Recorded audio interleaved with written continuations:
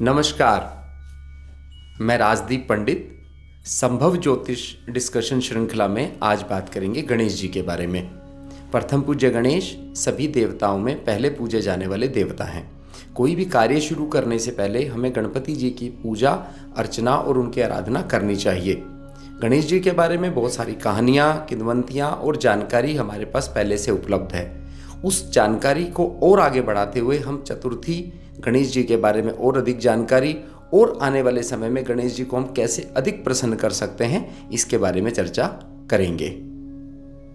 गणेश, गणपति, गजानन, विनायक, गणेश्वर, गौरीनंदन, गौरीपुत्र, सिद्धि विनायक, अष्ट विनायक और बुद्धिपति, सुमुख, एकदंत, कपिल, गजकर्णक, लंबोदर, विकट, विघ्ननाशक, धूम्रकेतु, गणाध्यक्ष और भालचंद्र, ये सारे नाम गणेश जी को प्रिय हैं। इन्हीं नामों से हम गणेश जी को जानते हैं। भगवान गणेश को नई शुरुआत, समृद्धि, बुद्धि और सफलता का देवता माना जाता है। जीवन की सभी बाधाओं को दूर करने के लिए भी गणेश जी को हमेशा स्थान दिया गया है। भगवान गणेश हिंदू देवी देवताओं में सबसे उच्च स्थान और पूज्य स्थान वाले देवता माने जाते हैं। आज के समय में गणेश चतुर्थी का एक विशेष महत्व माना गया है। गणेश चतुर्थी त्यौहार पूरे भारत में बहुत ही धूमधाम से मनाया जाता है। इस गणेश चतुर्थी के पावन पर्व पर अनेक प्रकार से हम गणेश जी को प्रसन्न करने का प्रयास करते हैं। वैसे तो हर महीने गणेश चतुर्थी मनाई जाती है, परंतु भाद्रपद मास की गणेश चतुर्थी का एक विशेष और बेहद धूमधाम से मनाने का विधान भी हमें मिलता है। वैसे तो गणेश जी के बारे में हम बहुत सारी जानकारी पहले से भी रखते हैं। ऐसा माना जाता है कि इस दिन गणेश जी का जन्म हुआ था।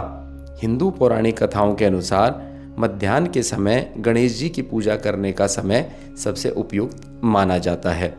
आज गणेश जी पूरे विधि विधान से पूजा करने के बाद अपने भक्तों को आशीर्वाद और उनको किसी भी रूप से अपने द्वारा दिया जाने वाला कोई भी आशीर्वाद बहुत भली भांति तरीके से देते हैं। वैसे तो गणेश चतुर्थी के दिन चंद्र का दर्शन निषिद्ध माना जाता है। चंद्र दर्शन करना गणेश चतुर्थी वाले दिन अच्छा नहीं माना जाता। इसके पीछे एक विशेष कथा मानी गई है। ऐसा माना जाता है, पौराणिक कथाओं के अनुसार भगवान कृष्ण पर समंतक नामक एक मणि के चोरी करने का झूठा आरोप लगा था। झूठे आरोप से लिप्त भगवान कृष्ण की स्थिति को देखकर नारद ऋषि ने भगवान कृष्ण को आगे बतलाते हुए कहा कि गणेश जी ने चंद्रदेव को श्राप दिया था कि जो व्यक्ति भाद्रपद शुक्ल चतुर्थी को चंद्र के दर्शन करेगा वह मिथ्या दोष से अभिशापित हो जाएगा, समाज में झूठे या चोरी के आरोप से अभिशापित या कलंकित हो सकता है। नारद ऋषि के परामर्श पर भगवान कृष्ण ने मिथ्या दोष से मुक्ति के लिए गणेश चतुर्थी को व्रत किया और इस मिथ्या दोष से मुक्ति पाई। चतुर्थी तिथि के आरंभ और अंत के समय के आधार पर चंद्र दर्शन लगातार 2 दिन के लिए वर्जित माना गया है। भाद्रपद मास की गणेश चतुर्थी का एक विशेष महत्व है और इसको अनेक तरीके से मनाया जाता है। इसमें गणेश जी की स्थापना भी एक विशेष महत्व रखती है। ऐसा माना जाता है, महाभारत जैसे महाकाव्य को लिखने के लिए व्यास जी ने गणेश जी का आह्वान किया और उसके साथ एक शर्त भी लगाई कि जब तक महाभारत काव्य पूरा नहीं हो जाता गणेश जी कहीं नहीं जाएंगे और अपने स्थान पर ही विराजमान रहेंगे। इसके साथ उन्होंने गणेश जी की सभी प्रिय वस्तुओं को एक ही जगह पर इकट्ठा कर दिया, जो कि उनके खाने पीने की चीज़ें और उनको जो भी प्रिय वस्तु थी वो सारी उनके सामने रखी गई। लगातार 10 दिन तक एक स्थान पर बैठने से गणेश जी के शरीर का तापमान बढ़ने लगा, जिसे कम करने के लिए व्यास जी ने उनके शरीर पर मिट्टी का लेप किया, जो बाद में पार्थिव गणेश कहलाए। गणेश चतुर्थी हिंदू धर्म में एक विशेष और महत्वपूर्ण त्यौहार के रूप में मनाया जाता है। इस दिन गणेश जी का जन्म उत्सव भी माना जाता है। गणेश जी को विघ्नहर्ता कहा जाता है। माना जाता है किसी भी शुभ कार्य की शुरुआत में गणेश जी की पूजा करने से सभी बाधाएं दूर होती हैं और कार्य सिद्ध होते हैं। गणेश जी को नई शुरुआत का प्रतीक भी माना जाता है।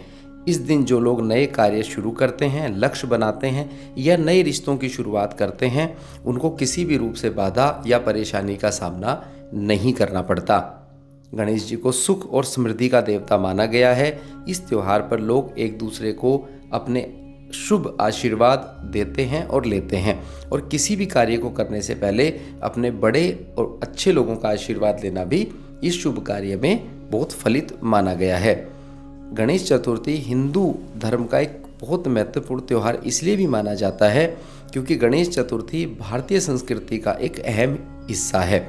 इस त्यौहार के दिन लोग पारंपरिक वेशभूषा पहनते हैं, भजन गाते हैं, नृत्य करते हैं। सामाजिक महत्व के रूप में गणेश जी लोगों को एक साथ लाने का कार्य भी करते हैं, क्योंकि प्रथम पूज्य होने के कारण सभी लोगों में यह स्वीकार्य माने जाते हैं। सामाजिक रूप से गणेश चतुर्थी के दिन अगर कोई समाज अपने लिए कोई भी नई कामना करता है, उसको पूरा माना जाता है। गणेश चतुर्थी के दिन 4 मुख्य अनुष्ठान होते हैं: गणेश प्रतिष्ठा, षोडशोपचार, उत्तर पूजा और विसर्जन पूजा।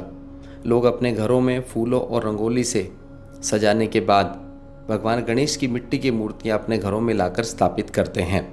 चतुर्थी के दिन पूजा पंडालों, कार्यालय, घरों, शैक्षणिक संस्थानों को बहुत सुंदर ढंग से सजाकर गणेश जी की प्रतिमा स्थापित की जाती है।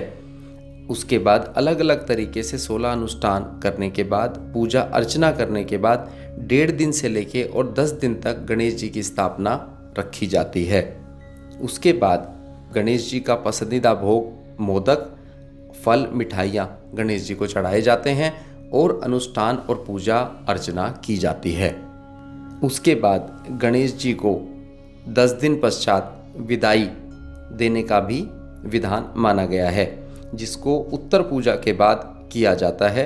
और इसको करते हुए सभी लोग गणेश जी के लिए गणपति बप्पा मोरया का नारा लगाते हैं। इसका अर्थ होता है अलविदा गणेश, अगले साल फिर आप हमारे यहाँ आएं।